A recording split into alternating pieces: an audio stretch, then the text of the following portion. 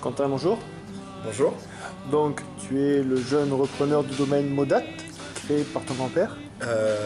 Bah, à peu près. Je travaille effectivement avec mon père et mon grand-père, mais le domaine a été créé par mon père en 2007, après une carrière dans un autre métier, et puis la passion du vin, il a voulu la vivre et donc créer son domaine. D'accord. Lequel a commencé à Poyestre? Eh ben, c'est mon grand-père, parce que mon grand-père était coopérateur à la base sur Poyestre, sur un terroir intéressant. Mais c'est vrai que mon père avait envie de trouver un terroir différent, un terroir un peu plus spécifique. Et donc quand il a voulu se lancer là dans l'aventure, il a passé 2 ans à chercher un terroir différent de ce qu'on pouvait trouver dans le Roussillon. Et c'est vrai que après 2 ans, il a trouvé à Cassagne, donc un petit village qui est dans le fond de la vallée de la Glie, autour de 400 mètres d'altitude, un terroir qui est quasiment unique dans le Roussillon. C'est du gneiss. Au niveau du sol, on est sur du gneiss, c'est une sorte de sable granitique qui a la particularité d'être très drainant sur des roches granitiques fracturées et qui qui favorise vraiment l'enracinement profond des vignes. Et donc elles y trouvent aussi une certaine forme de fraîcheur. Et ça, c'est vraiment le marqueur principal des vins du domaine. Et ce autour du quoi on travaille sur les vins. Oui, on le voit notamment avec les blancs qui sont quand même assez tendus, droits, mais qui ont beaucoup de parfum. Ouais. Quel est son secret pour réussir ces blancs? Parce que je dois dire qu'ils sont vraiment sympas. Ouais, vraiment, pour en revenir au terroir, je pense qu'on est quand même pas mal aidé par ce terroir pour les blancs. Et c'est vrai que les blancs, c'est ce qui marche le mieux chez nous. On a surtout des cépages typiques du Roussillon, donc des grenaches gris, blanc, macabeu, carignan blanc, puis 2 cépages un peu plus originaux pour le Roussillon, le Vionnier et la Roussanne. Euh, on articule les cuvées de blanc soit sur la typicité roussillonnaise, donc on va travailler que de l'indigène, et là on va travailler le fruité, le côté un peu plante sauvage et la tension dont Oui. tu parlais, et ça c'est vraiment le côté terroir qui me parle. Et puis après on a une autre cuvée, on va garder cette fraîcheur là. Parle-en, les dents de cuvée. Alors cette cuvée roussillonnaise entre guillemets, c'est de ci de là.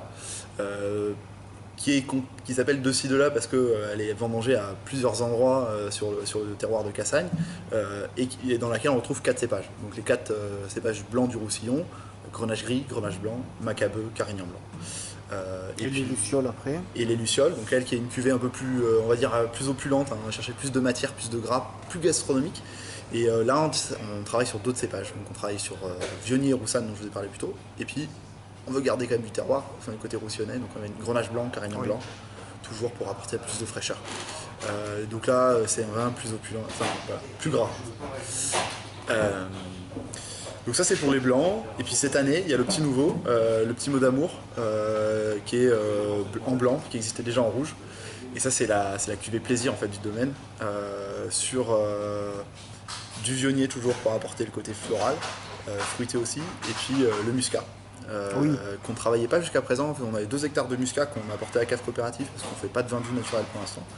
Puis c'est vrai qu'après 7 ans de bio, on s'est dit que c'était un peu dommage de ne pas valoriser, et qu'on pouvait essayer de vinifier ça en sec, voir ce que ça faisait. Donc pareil, dans un esprit un peu de vin festif, apéritif, très fruité, très floral, gourmand, Et un peu girly dans c'est l'esprit, vraiment une un peu réussite, je féminin. crois, oui. Voilà.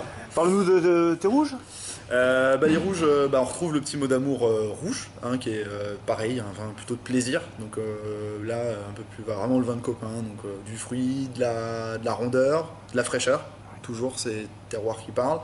Voilà, de la légèreté en fait, hein, vraiment. C'est sûr qu'on ne cherche pas à faire du Beaujolais, mais on va avoir un vin qu'on voulait très facile à boire. Voilà. Presque à boire même sur un poisson pour un rouge. Et puis après on a les autres cuvées, on va dire plus traditionnelles, un peu plus de terroir. On commence par Comme Avant, sur les plus vieilles vignes du domaine, donc les Carignans qui peuvent avoir jusqu'à 115 ans. Alors, complexité naturelle de vieilles vignes, côté assez épicé des vieux Carignans. Donc on voulait quand même garder aussi une certaine buvabilité, cuve inox à 100%, ce qui amène toujours cette idée de fraîcheur, cette rondeur, ce fruité. Donc ça c'est la cuvée, on va dire, la plus classique du domaine. Et puis après on va vers une cuvée plus personnelle qui s'appelle Sans plus attendre, sur une Syrah majoritaire. Et ça c'est peut-être la cuvée la plus identitaire du domaine, parce que déjà notre encépagement il est un peu dominé par la Syrah, parce qu'on est sur un sol granitique. Et ça c'est assez original pour le Roussillon. Alors je ne suis pas le seul à faire des Syrahs, hein, mais nous on travaille pas mal la Syrah au domaine. donc Syrah majoritaire, un peu de Grenache, un peu de Carignan quand même. Et le Élevage. granit, qu'est-ce qu'il amène à cette Syrah? Ben, c'est difficile à dire, mais c'est son terroir emblématique, hein. C'est celui qu'on va retrouver notamment en Côte-Rôtie, là où il donne sûrement les meilleurs résultats. Oh, il n'a pas le soleil catalan. Ouais, mais justement, la preuve qu'on peut, mais le Roussillon, je pense qu'on a la plus grande diversité de terroirs au Oui. monde. Même en Alsace, ils n'ont peut-être pas autant de choses, de différents terroirs que chez nous. Et, et bah, nous aussi, on a du granit. Enfin, nous, alors chez nous, c'est du Guinness plus précisément, mais ça s'y approche, enfin, ça s'en approche un peu. Et bah, je pense qu'il amène une forme de tension. Il amène vraiment une tension dans cette Syrah. C'est pas forcément une Syrah trop lourde, trop capiteuse. Ça amène de la précision, ça amène de la tension. En tout cas, c'est ce que nous on ressent sur nos Syrahs. Et donc, bah, après, cette cuvée, elle a un petit élevage de 16 mois qui va en demi-muet principalement, pour pas ou très peu de bois neuf, pour pas trop masquer le vin et garder de la longueur en bouche. Ça, c'est ce qu'on recherche sur cette cuvée sans plus attendre. Donc, finesse, longueur et puis tension. D'accord. La cuvée la plus jolie? Bah, ça, c'est la cuvée un peu plus spéciale du domaine, c'est-à-dire qu'on la fait pas forcément tous les ans. On joue dans le cours des grands, là, oui. Bah, je sais pas, c'est une cuvée on a une philosophie derrière qui est un peu originale, c'est-à-dire qu'on va vraiment chercher les 3 fûts du domaine sur le millésime qui vont avoir un truc à part, vraiment une sorte de supplément d'âme. Alors c'est pour ça que certaines années on va pas forcément le faire, parce que des fois on n'a pas ces fûts qui sont tellement différents des autres, et on veut que cette cuvée ait cette personnalité supplémentaire. Et donc on goûte tous les fûts à l'aveugle, et puis parce qu'on ne veut pas avoir de préjugés sur une parcelle, sur un fût qui aurait déjà donné un bon vin une année précédente.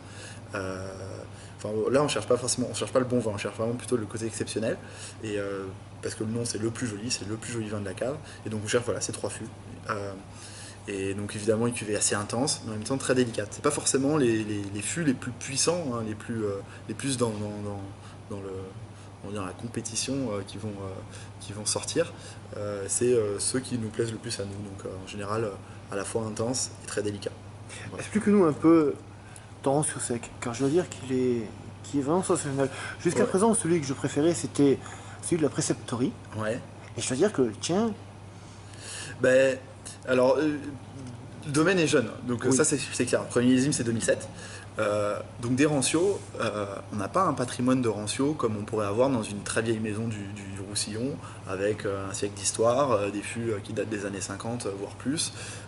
Nous, c'est un jeune domaine. Donc comment faire son rancio avec de la personnalité et pas sans avoir ces rancios qui peuvent avoir 50 ans en cave.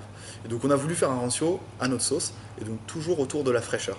Et ça c'est, je pense, la ligne directrice un peu sur toute la gamme, c'est d'aller chercher la fraîcheur. Donc on a fait un rancio dans lequel je dis souvent en rigolant qu'on a un peu triché, c'est-à-dire qu'on n'a pas fait forcément un rancio dans les règles de l'art, c'est-à-dire qu'on l'a légèrement rafraîchi. Donc on a fait un rancio qui a 6 ans d'élevage en fût. Donc c'est le même, à la base c'est le même vin que notre cuvée de ci de là, dont j'ai parlé plus tôt. Sur la cuvée qu'on présente en ce moment, c'est le millésime 2008 en base.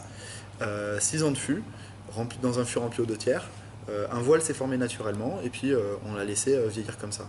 Là où on a un peu triché, c'est qu'on a voulu le rafraîchir. Donc qu'est-ce qu'on a fait? C'est qu'on a rajouté une dizaine de litres à chaque millésime suivant du de-ci de là. Donc dans cette cuvée de rancio, vous avez une base de 2008, et puis vous avez 10 litres de 2009, 10 litres de 2010, 2011, 12, 13 et 14. Et puis on a mis en bouteille après 6 ans plus tard. Donc ça permet de rafraîchir un peu, de ramener de la fraîcheur, ramener du fruité aussi. On n'a pas un rancio qui est juste sur les notes rancio, de noix, d'oxydatif. On a aussi un petit peu de fruité. Alors ce qui le rend peut-être plus accessible, un peu plus facile. Certaines personnes vont râler parce qu'il ne ressemblera pas au rancio très rancio. Typique. Et en même temps, celui-ci, c'est notre style, quoi. Et puis on voulait pas faire forcément comme les autres. Ouais, c'est un peu ce qu'a noté Quentin, notre caviste, lors de sa dégustation. Ce côté frais, ce côté vif, ce côté accessible, ce côté facile. On est vraiment sur un très joli rancio. Parle-nous de ton grand-père, qui est un personnage. Mon grand-père, c'est lui qui a tenu le domaine en fait pendant pas mal d'années en fait parce que mon père a gardé son activité en région parisienne et qui l'a toujours. Donc c'est vrai que c'est lui qui pendant longtemps a tenu le domaine.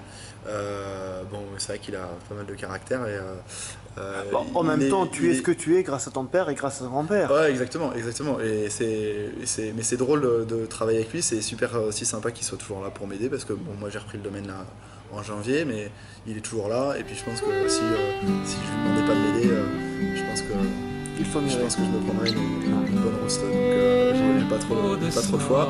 Et ça reste un plaisir. La famille, c'est sacré. Ouais, exactement. Merci beaucoup, Quentin. Bah, merci à toi.